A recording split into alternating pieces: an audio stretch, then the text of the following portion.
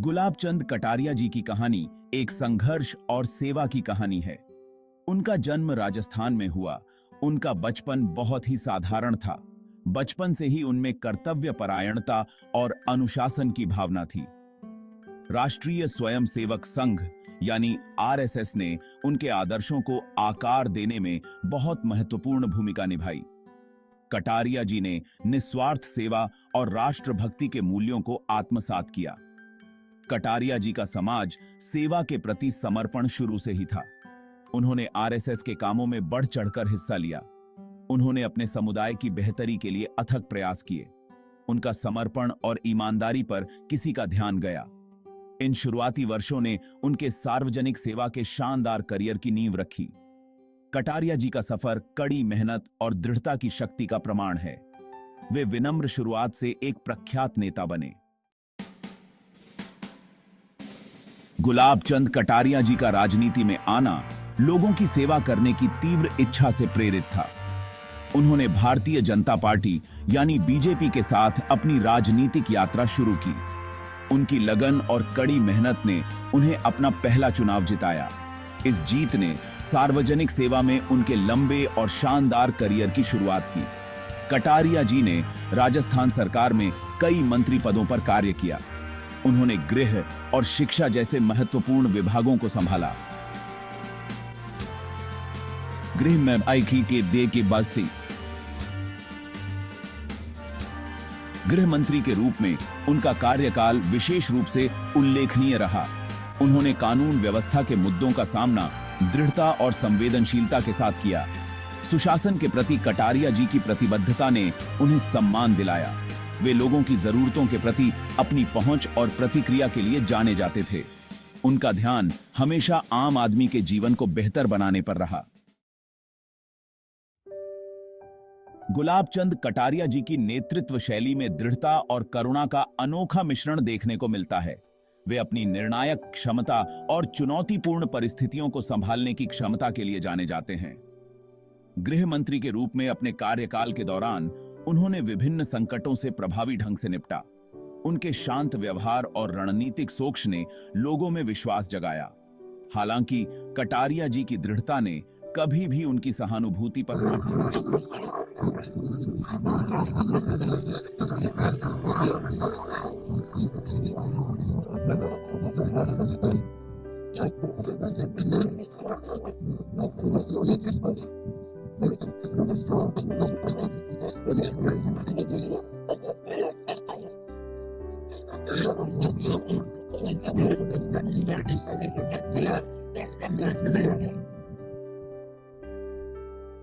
वह ऐसे समाधान खोजने का प्रयास करते हैं जिससे सभी को फायदा हो।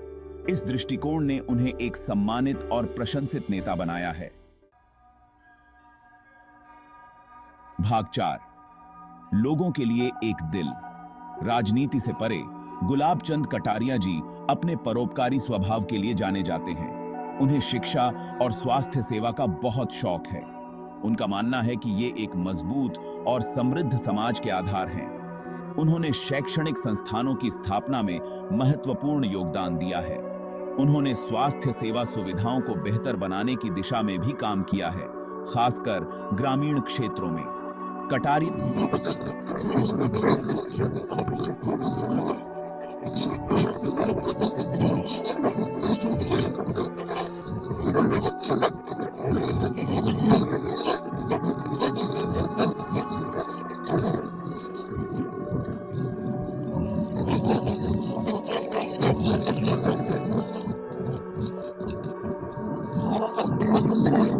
है वे इसे वंचितों का उत्थान करने और एक न्यायपूर्ण और समतामूलक समाज बनाने के अपने कर्तव्य के रूप में देखते हैं। भाग 5, प्रगति और विकास के प्रणेता। गुलाब चंद कटारिया प्रगति और विकास के प्रबल समर्थक हैं। उनका मानना है कि ऐसे वातावरण का निर्माण किया जाए जो विकास और समृद्धि को बढ़ावा दे। उन्होंने बुनियादी ढांचे को बेहतर बनाने की दिशा में लगातार काम किया है। वह समझते हैं कि आर्थिक विकास के लिए अच्छा बुनियादी ढांचा बहुत महत्वपूर्ण है। चंडीगढ़ के आवास मुद्दों पर उनका हालिया ध्यान शहरी विकास के प्रति उनकी प्रतिबद्धता को उजागर करता है। उन्होंने किफायती आवास की कमी पर चिंता जताई है। वे इस गंभीर मुद्दे को संबोधित करने के लिए सक्रिय रूप से समाधान की तलाश कर रहे हैं। विकास के लिए कटारिया जी का दृष्टिकोण समग्र और समावेशी है। उनका उद्देश्य ऐसे शहर बनाना है जो न केवल आधुनिक हों, बल्कि रहने लायक और टिकाऊ भी हों। उनके प्रयास सभी नागरिकों के जीवन की गुणवत्ता में सुधार की गहरी इच्छा से प्रेरित हैं।